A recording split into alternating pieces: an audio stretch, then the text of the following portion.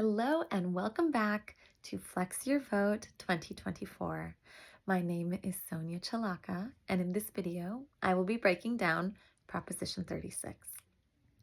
Proposition 36 would allow felony charges and lengthen sentencing for certain theft and drug crimes. This proposition would have three primary impacts.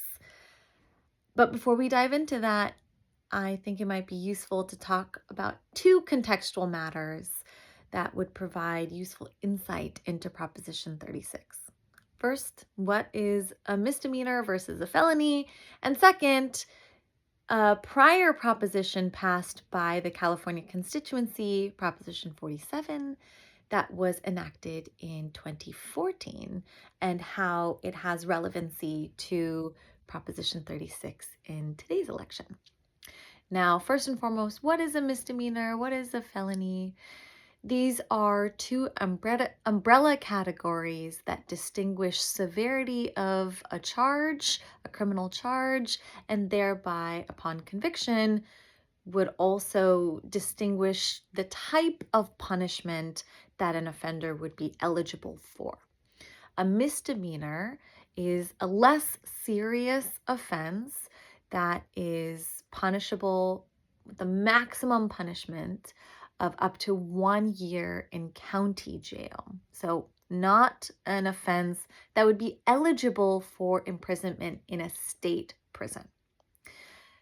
There is also a useful distinction in terms of theft crimes, specifically where a theft for an item or items with a collective value of $950 or less would be classified as a misdemeanor and could thus only be charged as a misdemeanor and eligible for up to 1 year of county jail.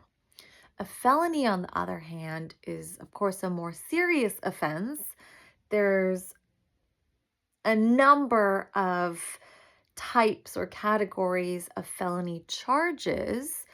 However, collectively, the punishment, if you will, is either county jail or imprisonment in a state prison. And of course, the number of years of sentencing for a felony conviction very much varies by a matter of several variables, by the type of offense, by the offender's criminal history, by the facts of the offense, any additional harm that was caused as a result of the offense to an individual, to property, etc.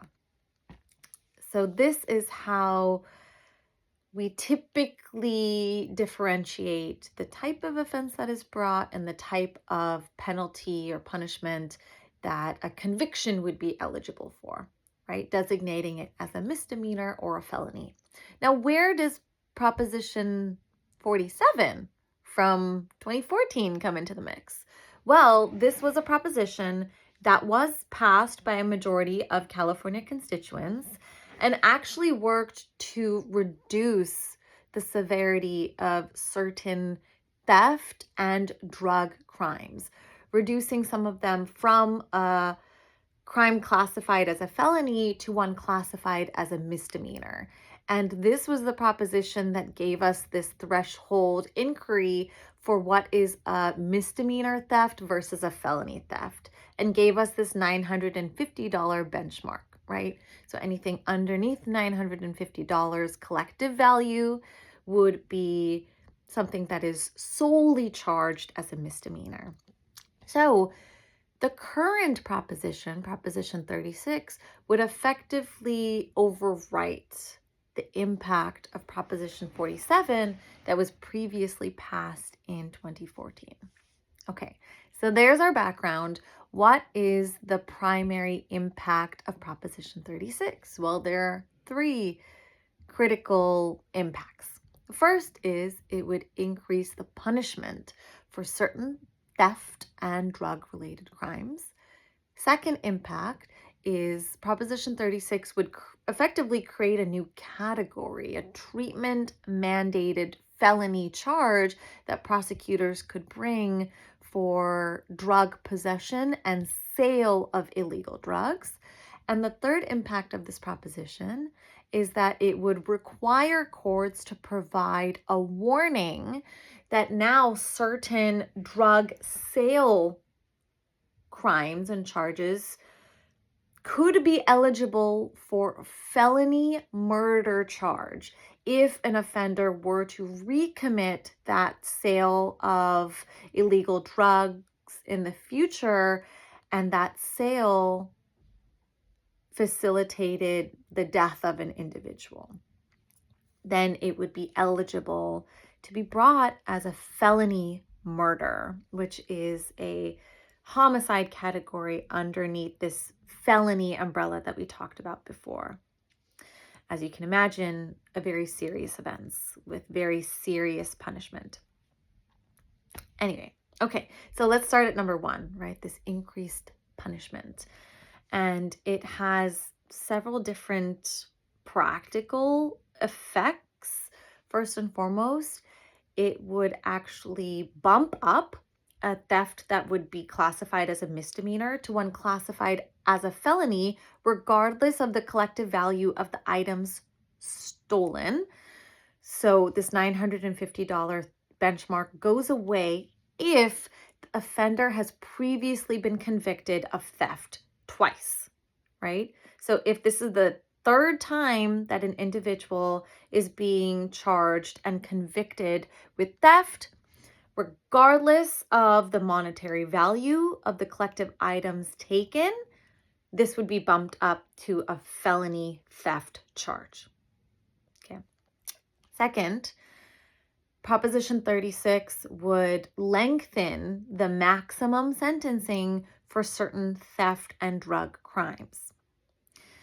And the third increased punishment impact of Proposition 36 is it would require certain drug possession and sale of illegal drug charges. If the individual is convicted, they must serve their time at a state prison as opposed to county jail. And this would also have retroactive impact. So individuals previously convicted of an eligible drug sale or possession charge, if they're doing their time in county jail, then they might need to be transferred over to a state prison to serve out the remainder of their term. Okay, various ways that the punishments themselves for these theft and drug-related crimes could be bumped up. Oh, and very quickly, the eligible illegal drugs, if you will, that would be affected by Proposition 36 would be possession or sale of fentanyl, of heroin, of cocaine, and meth. So those would be the four relevant illegal drugs. Okay, now Proposition 36, as we talked about, also has two additional impacts. The second being this creation of a new category, a treatment mandated felony. And this would become triggered if an individual has either sold or is in possession of illegal drugs. Then a prosecutor would be able to bump up that charge if it were previously eligible only for a misdemeanor charge to this treatment mandated felony charge. And basically it would be on the authority of the offender, if convicted, to follow through with the treatment.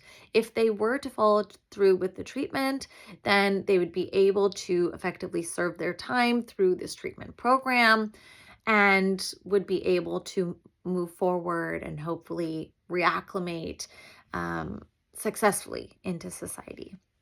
However, if the offender is convicted, they are placed into this treatment mandated felony program and they do not successfully complete it, then they would have to default back into serving jail or prison time. So the onus is on the convicted individual then to make it through this treatment program or to not, and therefore redirect into a more punitive type of course of action. And the third impact of Proposition 36 would be requiring this warning, right?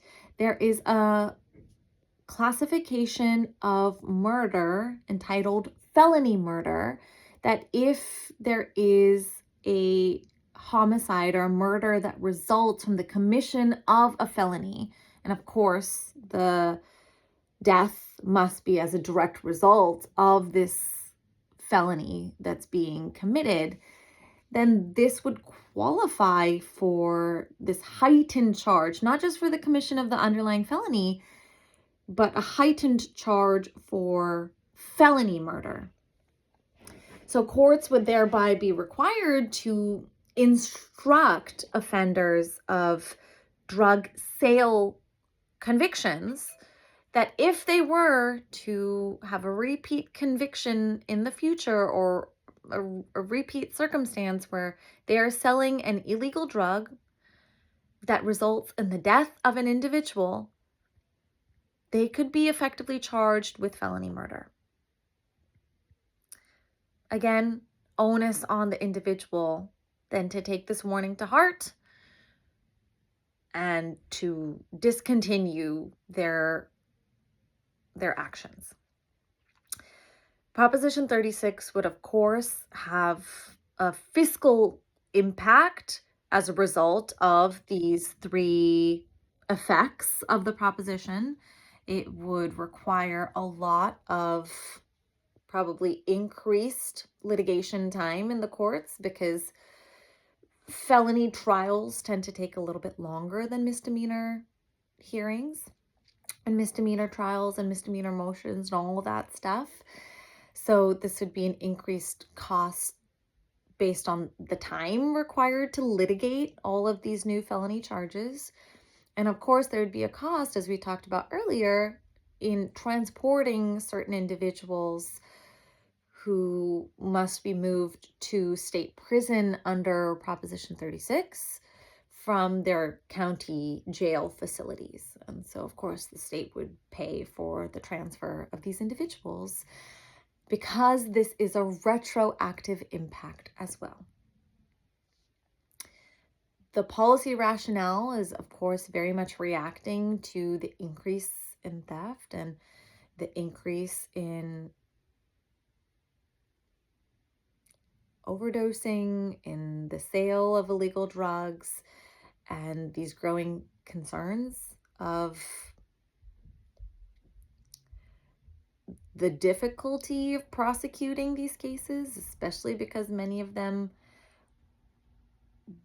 would currently fall under this designation of misdemeanor. So very much responding to current needs and current concerns, but a significant fiscal impact to consider, and for individuals who are mindful of the injustices in many ways of the criminal justice system, there are also concerns there about how perhaps these new sentencing guidelines or these new charging guidelines could be harmful. So a lot to take into account when making up your mind on Proposition 36. But I hope you found this helpful, and I hope that this series as a whole was intellectually engaging, but also energizing in figuring out which way you'd like to vote. I would love to hear from you in the comments down below. And please, please, please go flex your vote on November 5th, 2024. Looking forward to connecting with you all for a future Flex Your Vote series in the future.